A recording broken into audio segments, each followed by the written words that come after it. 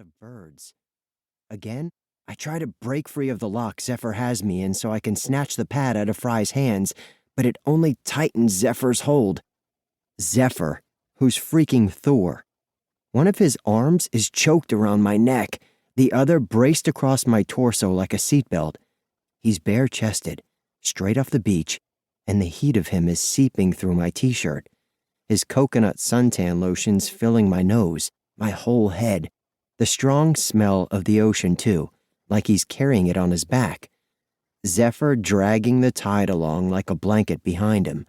That would be good. That would be it. Portrait. The boy who walked off with the sea.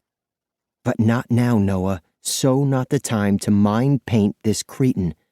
I snap back, taste the salt on my lips, remind myself I'm about to die.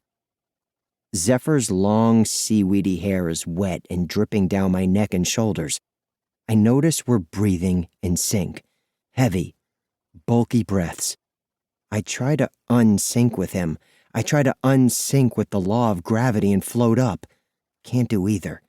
Can't do anything. The wind's whipping pieces of my drawings, mostly family portraits now, out of Fry's hands as he tears up one, then another. He rips one of Jude and me down the middle, cuts me right out of it. I watch myself blow away.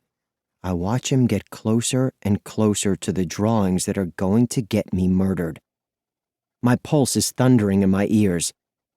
Then Zephyr says, "Don't rip him up, Fry. His sister says he's good." Because he likes Jude? They mostly all do now because she can surf harder than any of them, likes to jump off cliffs, and isn't afraid of anything, not even great white sharks. Or Dad. And because of her hair, I use up all my yellows drawing it. It's hundreds of miles long, and everyone in Northern California has to worry about getting tangled up in it, especially little kids and poodles and now asshat surfers. There's also the boobs, which arrived overnight delivery, I swear.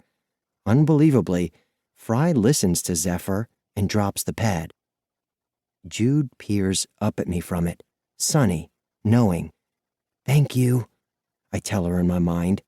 She's always rescuing me, which usually is embarrassing, but not now. That was righteous. Portrait. Self-portrait. Twins. Noah looking in a mirror, Jude out of it. "You know what we're going to do to you, don't you?" Zephyr rasps in my ear, back to the regularly scheduled homicidal programming. There's too much of him on his breath. There's too much of him on me. "Please, you guys," I beg. "Please, you guys," Fry mimics in a squeaky, girly voice. My stomach rolls. Devil's Drop, the second highest jump on the hill, which they aim to throw me over, has the name for a reason.